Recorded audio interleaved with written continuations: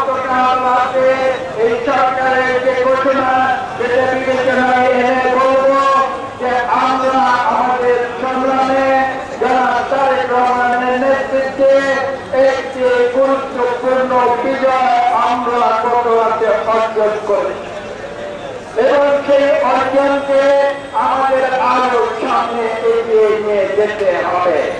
নির্বাচনের ঘোষণা শুধু নয়, এই নির্দিষ্ট নিরপেক্ষ নির্বাচনকে আমরা বাস্তবে দেখতে চাই এবং সেটা দেখতে চাই বলেই এই নির্বাচনের জন্য আমাদের যা যা প্রস্তুতি সেগুলি এখন থেকে নিতে হবে। আপনারা মনে রাখবেন এটা একটা গণতান্ত্রিক প্রক্রিয়া।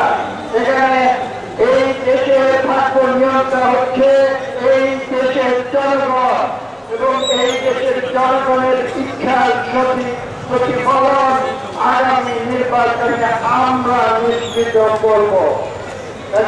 বিএনপি যারা নেতা কর্মী আছে যারা শহীদ প্রেসিডেন্ট জিয়াউর রহমানের আদর্শে উদ্বুদ্ধ এবং যারা দেশ নেত্রী বেগম খালেদা জিয়ার যে উদাহরণ যে সংগ্রাম রাজপথের সংগ্রাম সেই রাজপথের সংগ্রামে যারা বিশ্বাস করে আমরা সেই আত্মবিশ্বাস থেকে রাজপথে নেমে এসেছি এবং আমরা রাজপথে থেকে আগামী ফেব্রুয়ারি নির্বাচনে আমরা অংশ নেব এবং ইনশাআল্লাহ জনগণের ইচ্ছায় আমরা ইনশাআল্লাহ আগামী নির্বাচনে বিজয়ী হব।